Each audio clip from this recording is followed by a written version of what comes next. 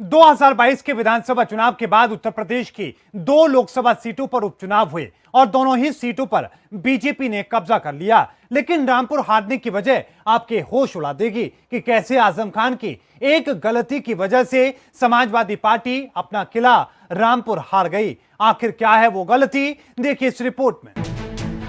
रामपुर और आजमगढ़ के उपचुनाव नतीजों ने सपा की नींद उड़ा दी है। आलम यह है कि दोनों ही सीटों पर करारी हार हुई है। हम आपको रामपुर में हुई हार की वजह बताएं, लेकिन उससे पहले आपको बता दें कि बीजेपी रामपुर में जीत दर्ज करने के बाद बेहद उत्साहित नजर आ रही है। बीजेपी के घनश्याम लोधी की 42,000 से ज्यादा वोटों से जीत हुई है। जीत के बाद घनश्याम लोधी अपने अलग अंदाज में नजर आ रहे हैं।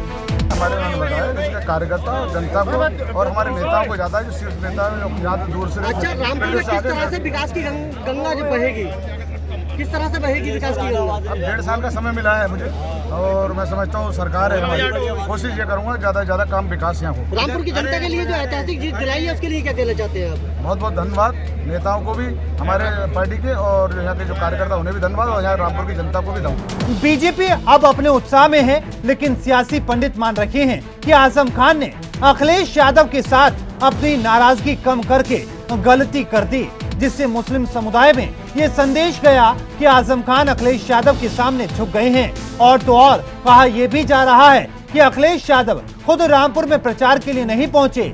इससे भी रामपुर के मुस्लिमों में नाराजगी और ज्यादा बढ़ गई।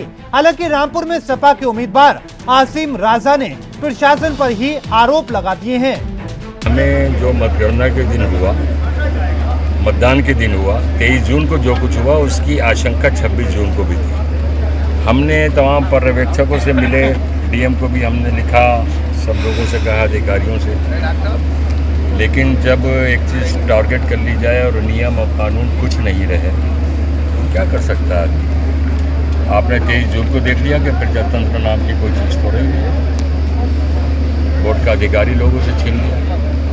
और हम तो ये कहते हैं कि अगर जिस तरह से मुसलमानों पर जुल्म किया है, अगर वोट डालने नहीं दिया गया है कमज़ोरों को, गरीबों को, तो उनके वोट का हक छीन लिया, खत्म करें, उनके वोट का हक ही खत्म कर दें। अब बेशक सपा उम्मीदवार कुछ भी कहें, लेकिन इस हार से आजम खान को बड़ा झटका लगा है और इससे बीजेपी उत्साहित है। और तो और आलम यह है कि इस हार के बाद आजम खान अपने घर से बाहर तक नहीं निकले, जो आजम खान का हाल इस हार पर बयां कर रखी है। अब देखना दिलचस्प होगा कि रामपुर और आजमगढ़ में हुई इस करारी हार पर सपा क्या कहेगी। मोहित चौधरी की रिपोर्ट, R9 न्यूज।